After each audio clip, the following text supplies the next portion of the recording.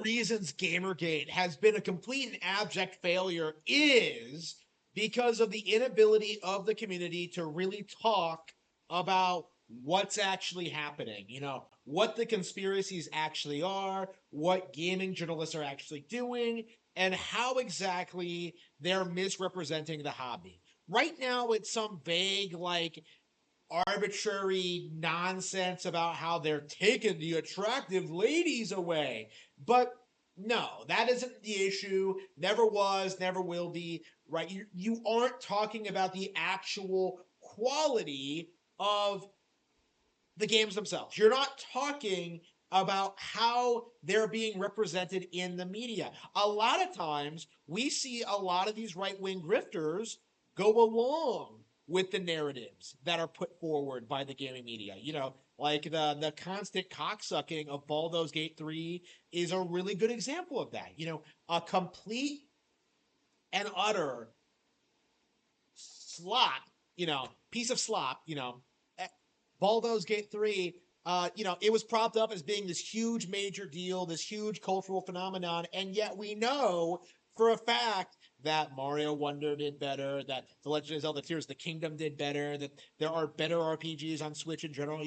Baldur's Gate 3 was a complete and total nothing burger, and yet the gaming journalism industry, like, kind of did their thing and acted like it was some huge phenomenal thing, right?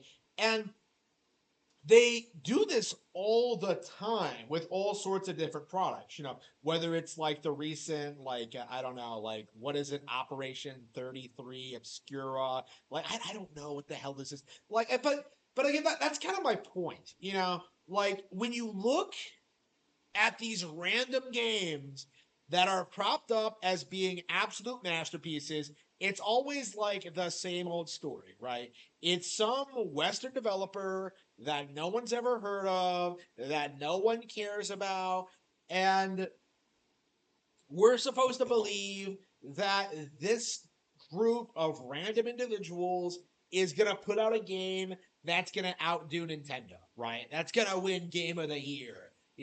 Like, it's always just some random group of people that's completely forgotten about within 5 years. Like, over the past, like, decade alone, we've had titles like Undertale and Celeste and It Takes Two and, like, all manner of just absolute trash, just pushed to the forefront. And actual gamers tend to reject it, even if they don't understand, that, like, these games are being pushed by the media. But the media is taking steps to try and get these games to be taken seriously.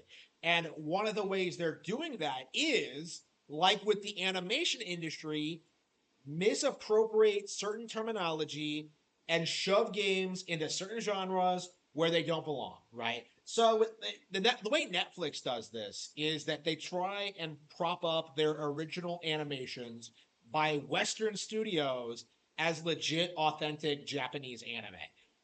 They try and do this thing where they sit there like, Castlevania, that's totally an anime. Yeah, sure, we have this Western studio making on it, and it's written by, like, this woke Indian, like, but it's totally real anime, right? It's nobody who's actually invested in the hobby believes this. We all see it through this immediately, but this is the big major thing in the Western animation industry right now, is pretending their slop is anime, because anime has a way higher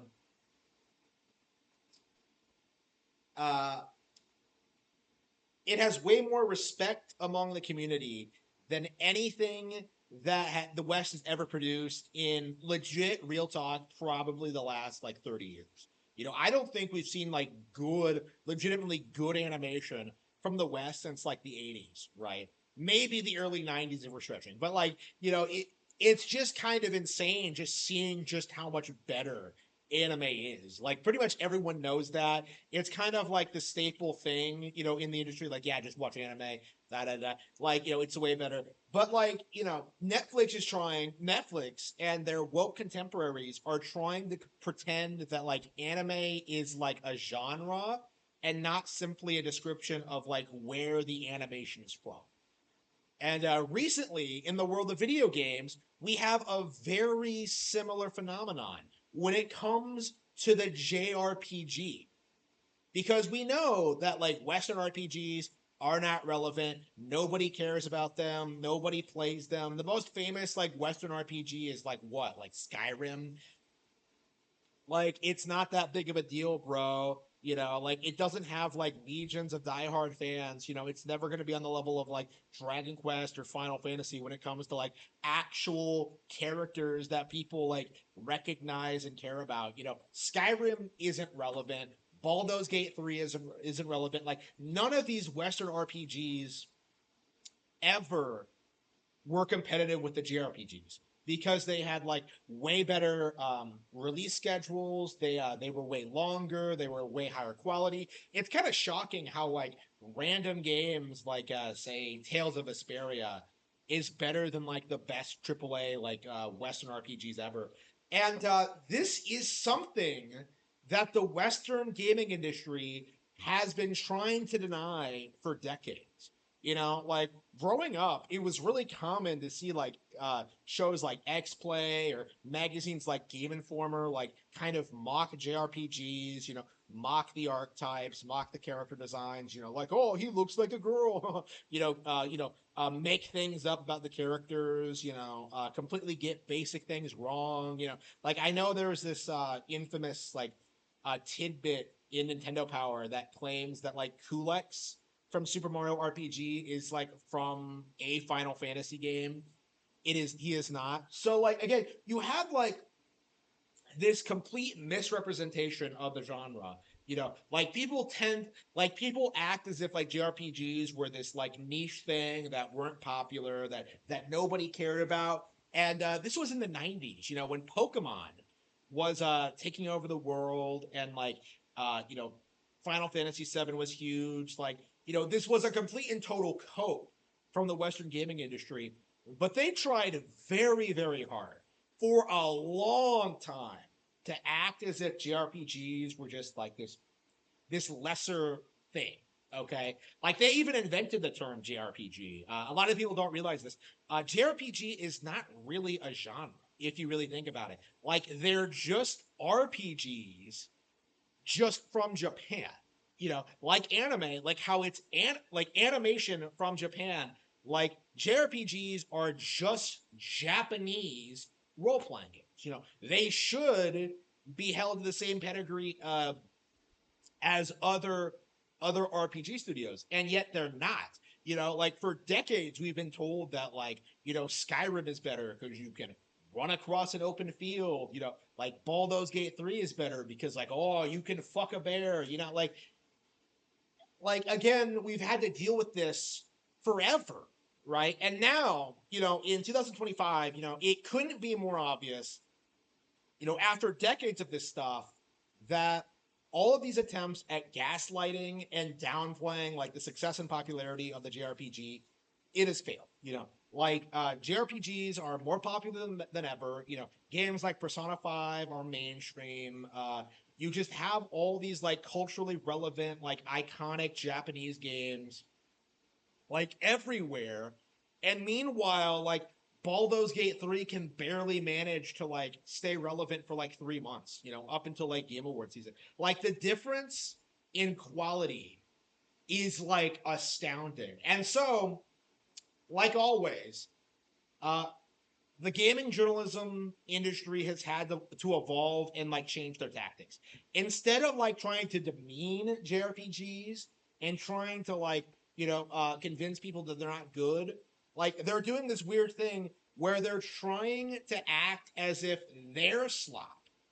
Western RPGs can be considered JRPGs if they are turn-based. Now, let's completely ignore the fact that like not every JRPG is turn-based. Like Final Fantasy is a really good example because quite a few of them are actively like are actually on the active time battle system. But like turn-based is not like an accurate description of what JRPG is, right? Like I said, a JRPG is technically any RPG that's made in Japan. So that umbrella technically goes under like things like Elden Ring, like Pokemon, It goes under like a whole range of things in the genre, right? Like it's just a descriptor of where they're from, right? But the narrative right now that some people genuinely want you to believe is that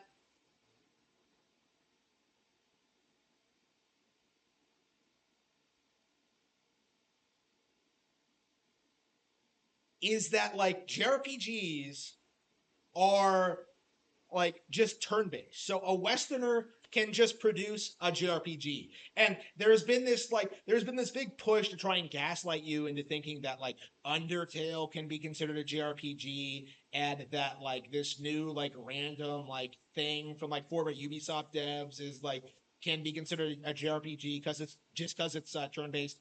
That is not true. That is not the case at all. It's a complete and total lie. It's a farce. It needs to be dismissed by everyone, right?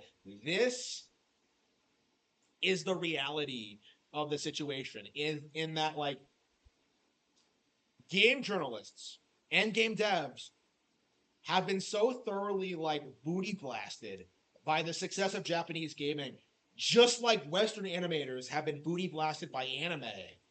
They have to try and co-opt it and subvert it for their own interests, right? So like my call to arms to like all other like fellow JRPG fans, we do need to speak out about this. This needs to be a phenomenon that needs to be pointed out and addressed because I am very tired of seeing this kind of thing happen.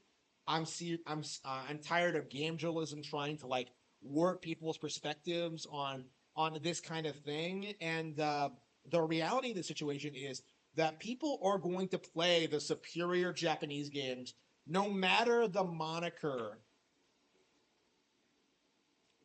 that is put upon them. Like it doesn't matter what they're called, it doesn't matter what the terminology is. The reality is Japanese made games are always going to be superior to inferior Western ones.